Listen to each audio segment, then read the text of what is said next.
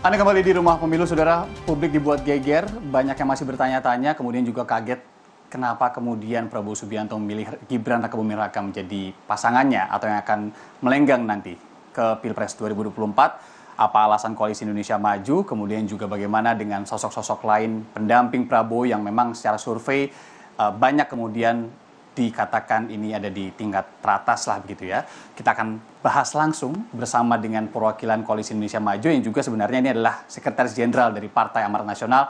Di samping saya sudah ada Pak Edi Suparno, Sekjen PAN.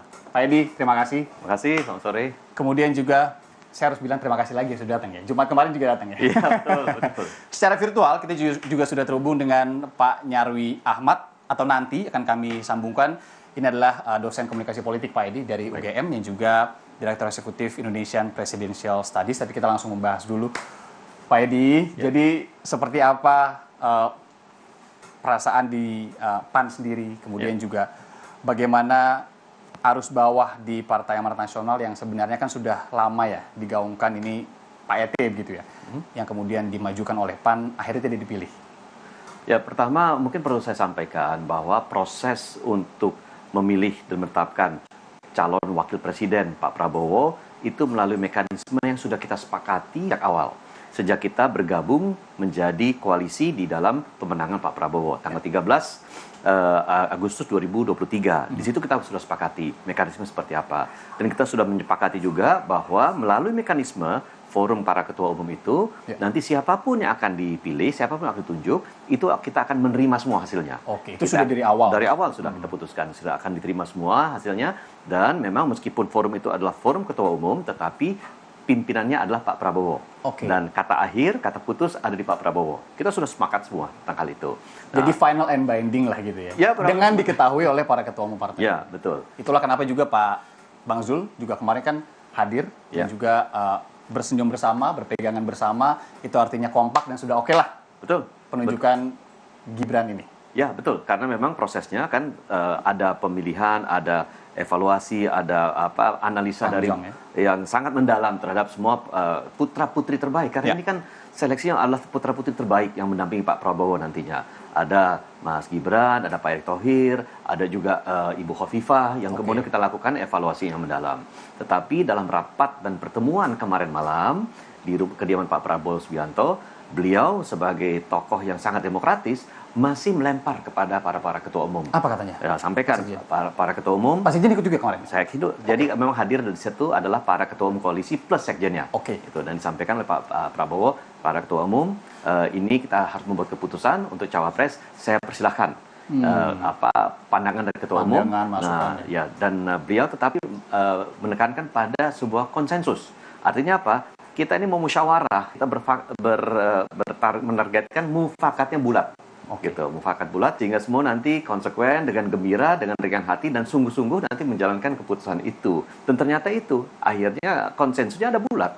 Semua kemudian menetapkan dan memutuskan menyetujui Mas Gibran untuk menjadi pasangan Pak Prabowo di Pilpres 2024. Ini adalah keputusan bersama, keputusan yang sudah kita sepakati dan kita sudah akan berjuang betul-betul all out semua partai politik untuk memperjuangkan Pak Prabowo dengan Mas Gibran. Kita sapa dulu ada Pak Nyarwi Ahmad, Pak Sekjen. Ini adalah dosen komunikasi politik UGM yang juga sekaligus Direktur Eksekutif Indonesian Presidential Studies. Pak Nyarwi, selamat sore. Pak Nyarwi, jadi kalau melihat baru saja ya, ini fenomena politiknya terakhir adalah pemilihan Gibran Rakabuming Raka, putra sulung Presiden Jokowi menjadi pendamping Pak Prabowo Subianto. Anda melihat tadi sebenarnya Pak Edi juga sudah menjelaskan sedikit bahwa ini adalah putra-putri terbaik bangsa yang dipilih. Gibran adalah yang terbaik gitu ya, dari yang terbaik. Kemudian juga disebutkan ini sudah konsensus, sudah dipilih final and binding dari Prabowo Subianto sendiri, diketahui oleh seluruh ketua umum partai, koalisi dan juga para sekjen semalam gitu ya. Nah, kalau Anda melihatnya peta politik seperti apa? Karena Gibran sendiri kan masih lekat dengan isu yang keputusan MK kemarin, Pak Nyarwi. Ya, saya kira kalau pasangan ini ya, itu pasangan yang sudah fix ya. Kalau waktu dicawapreskan oleh Golkar gitu dalam Rapimnas itu kan baru mungkin sekitar 95%, tapi ketika sudah diumumkan dalam konferensi pers di mana 8 ketua umum ya dari partai-partai pendukung Pak Prabowo itu sudah menyepakati, apalagi aklamasi bahasanya, apalagi konsensus, saya kira itu sudah Aklamasi. 100%. Ya, itu satu, Bung. Nah, yang kedua tentu saja ya proses pencapresan Prabowo Gibran itu memunculkan ya berbagai dinamika ya. Yang pertama yang paling menonjol tentu saja dinamika apa namanya pemilih ya, Bung Yanda ya. Jadi Ya, kira-kira misalnya saya kira akan ada basis pemilih lama Pak Prabowo juga yang saya kira itu semakin yakin gitu ya, semakin confident gitu kalau Pak ya. Prabowo peluangnya makin besar. Itu yang pertama. Yang kedua juga basis pemilih Pak Jokowi yang saya kira juga melihat namanya Mas Gibran ini juga pasangan yang pas ya kalau dipasangkan dengan Pak Prabowo, dan ada kebanggaan juga tentunya ya bahwa ketika itu dipasangkan tuh ada peluang. Tetapi tidak semua 100% dari milih Pak Jokowi ya.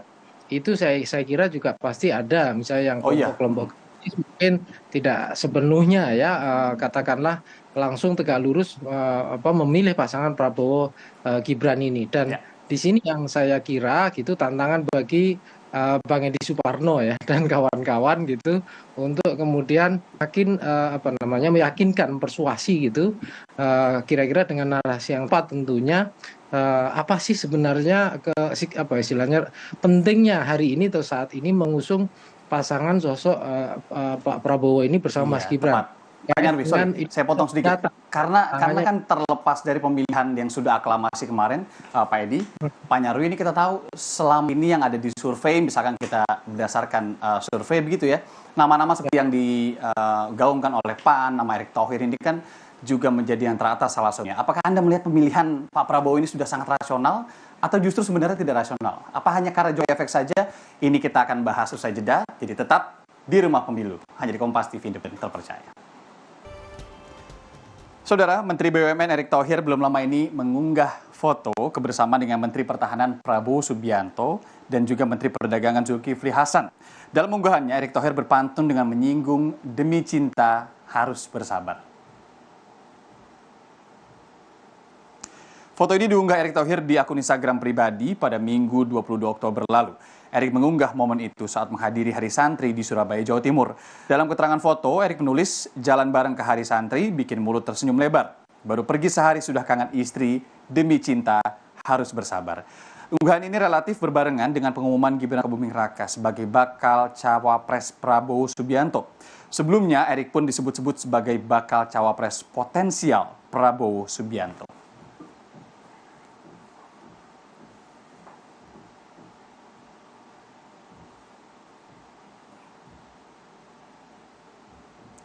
Saudara, kami lanjutkan perbincangan soal cawapres atau bacawapres yang sudah dipilih Prabowo Subianto dan juga Koalisi Indonesia Maju. Masih ada sekjen dari Partai Amanat Nasional, Pak Edi Suparno, dan melalui sambungan virtual sudah ada Pak Nyarwi Ahmad, yaitu dosen dari Komunikasi Politik UGM yang juga Direktur Eksekutif Indonesian Presidential Studies.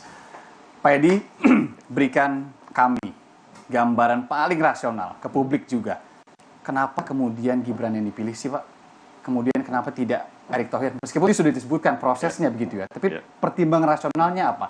Apa kemudian deal yang diberikan? Apakah ini benar-benar mempertimbangkan Jokowi efeknya atau seperti apa? Ada beberapa hal yang mungkin menjadi dasar pertimbangan yang bisa saya sampaikan di sini. Pertama, Mas Gibran itu representasi dari kaum muda milenial yang memang merupakan 52-54% pemilih di tahun 2024 besok.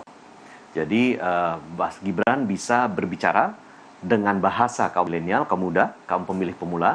Mas Gibran bisa berbicara dan bisa menyampaikan hal-hal yang menjadi kegundahan kaum milenial tersebut. Dan ini menurut saya sangat penting karena suaranya sangat menentukan. Kaum muda milenial ini kan membutuhkan sesuatu yang real, ya, membutuhkan sesuatu yang real. Apa yang bisa dilakukan dan apa langkahnya? Apakah itu rasional, logis atau tidak? Saya kira Mas Gibran sebagai tokoh muda itu bisa memberikan persepsi kepada teman-teman pemilih pemula dan milenial tentang hal-hal yang menjadi kegundahan mereka dan bisa disampaikan dalam bahasa mereka. Itu pertama. Kedua, Mas Gibran merupakan tokoh Jawa Tengah. Ya. Mas Gibran itu kita sudah pantau salah satu kandidat, sesungguhnya salah satu kandidat terkuat untuk Pilgub Jawa Tengah, andai kata beliau tidak dinominasikan sebagai cawapresnya Pak Prabowo. Dan saya kira mungkin saat ini adalah kandidat yang terkuat di sana. Jadi artinya apa? Ketokohannya di Jawa Tengah sudah sangat kuat. Dan kita memang membutuhkan basis kekuatan suara di Jawa Tengah. Termasuk pengalamannya di pemerintahan? Termasuk pengalaman di pemerintahan, meskipun singkat, tetapi paling tidak sudah mengecap apa rasanya menjadi pejabat publik. Sudah bisa berhadapan dengan media, berhadapan dengan rakyat, berhadapan dengan DPR. Dengan media itu salah satu ya? Ya, salah satu kan, ya, membutuhkan keahlian untuk itu. Ya. Dan ketiga juga ya kita kan mengusung tema keberlanjutan. Ya. Mas Gibran merupakan representasi dari keberlanjutan itu. Jadi berbagai faktor, mungkin ada faktor-faktor yang lain yang belum saya bisa sampaikan, tetapi inilah faktor-faktor utama, terutama dari segi mudanya, dari segi representasi kaum muda milenialnya, dan dari representasi ya ketokohan Jawa. Pak Edi, sebentar. Keberlanjutan ini harus katik sedikit nih, karena keberlanjutan ini juga bisa menjadi banyak artinya. Apakah kemudian keberlanjutan program-program Pak Jokowi yang berhasil, misalkan, atau keberlanjutan keluarga? Karena ini sangat kental sekali isu ini beberapa hari belakang. Terima kasih, dan saya ingin mengkoreksi dan memberikan tekanan yang sangat tegas di sini bahwa ini adalah keberlanjutan program-program pemerintah yang akan dilaksanakan Pak Jokowi selama 10 tahun dan beliau memerintah. Jadi keberlanjutan di situ. Bagaimana kita membuat fondasi pemerintahan, membuat fondasi pembangunan ekonomi, sosial, kemasyarakatan, lapangan kerja, industrialisasi, ya, kemandirian energi, kemandirian pangan yang kuat. Nah, ini akan kita lanjutkan yang ke depannya. Bagus lah pokoknya dari Pak Jokowi. Pasti, karena itu kan dibutuhkan oleh masyarakat dan dirasakan manfaatnya oleh masyarakat sekarang. Kita lihat bagaimana Pak Jokowi dengan tegas dan sigap menangani COVID, dan ini penanganan COVID ya terbaik, salah satu terbaik di dunia ada di Indonesia. Jadi saya kira hal-hal seperti ini saya kira merupakan contoh dari keberlanjutan yang kita laksanakan, termasuk juga pembangunan infrastruktur, kemandirian energi, hilirisasi, industrialisasi menurut saya sangat penting untuk dilaksanakan. Pak Nyarwi, gimana? Kira-kira penjelasan Pak Edi tadi, sudah rasionalkah menurut Anda kalau dari sisi komunikasi politik? Ya, begini, kalau dari sisi proses pemilihan kandidat ya, orang sebut kandidasi ya. Ini apa yang disampaikan Bang Edi ini ibaratnya market oriented presidential kandidasi. Jadi model memilih sosok pasangan capres-cawapres yang didasarkan betul pada kebutuhan apa yang terjadi di pasar. Contoh tadi ya, kalau misalnya mayoritas pemilihnya itu segmennya muda 52 sampai 34 tadi, maka dibutuhkan pendamping cawapres yang juga representasi anak muda. Dan bahkan bisa menarik ya suara kalangan anak muda gitu Bung Yanda. Nah, terus misalnya kalau untuk memenangkan ya peluang ya battleground itu yang menarik untuk dimasuki Jawa Tengah, maka kemudian ya cawapres yang benar-benar berasal dari Jawa Tengah dan punya basis dukungan kan gitu. Kalau misalnya bahwa ini sosok figur tuh yang anak muda yang punya pengalaman banyak, misalnya tidak hanya di pemerintahan tapi juga mengenal di dunia, pernah punya pengalaman di bisnis dan lain-lain, dan Indonesia ke depan tentu perlu menjadi negara yang punya kemampuan manajerial yang bagus, berkompetisi dalam ekonomi politik global misalnya, ya maka dibutuhkan figur yang punya background itu juga. Jadi itu contoh ya, tentu ada variabel-variabel lain yang juga bisa dipertimbangkan. Dan sekarang ini Bung Yanda ya, ini juga sudah jadi tren ketika sosok kandidat dipilih baik dalam pilpres maupun pileg dan yang lain juga pilkada, itu memang selalu mempertimbangkan kondisi di lapangan. Meskipun juga ada beberapa survei ya yang katanya Mas Gibran belum juga paling atas, tetapi kan ada pasar yang bisa diharapkan. Nah itu kan contoh gitu ya. Nah rasional yang lain, misalnya tadi argumen yang lain soal yang kedua ya, soal keberlanjutan. Pada aspek ini mungkin saya agak berbeda dengan Bang Edi Suparno ya. Silakan. Artinya keberlanjutan ini kan saya kira tidak hanya dengan Mas Gibran. Di sana banyak sekali ya para orang-orang yang pernah membantu Pak Jokowi yang juga mengerti betul di level pemerintahan, di level pusat ya ketika bekerja bersama dengan Pak Jokowi. Nah, di situ kan ada banyak juga yang masuk nominasi kandidat cawapres ya. Contohnya tadi yang ditampilkan di Instagram tadi Bang Erick Thohir misalnya, yang sebelumnya juga disuarakan oleh Bang Edi kan gitu. Tetapi tentu saja ada beberapa hal terkait dengan trust ya, mungkin bisa jadi kalau kita bicara lingkungan dalam pengelolaan stakeholder gitu ya. Ini kan juga bukan hanya pemerintahan Pak Jokowi saja, tapi trust ke Pak Jokowi juga bisa jadi itu juga melekat pada brand keluarga Pak Jokowi. Nah di situ kan soal garanti bagaimana Indonesia ini ke depan ya diarahkan pembangunan seperti apa gitu kan. Orang kan bisa aja berharap ini bukan hanya putra Pak Jokowi, Pak Presiden ini bisa untuk mendapatkan dukungan milih Pak Jokowi saja, tidak. Ya. Tetapi juga bisa jadi itu juga kemudian stakeholder, investor internasional dan lain-lain mitra kita itu makin yakin bahwa ini masih ada nih Oh iya, perspektif baru. Pak Jokowi untuk melanjutkan ke Indonesia dengan berbagai agenda-agenda yang belum selesai.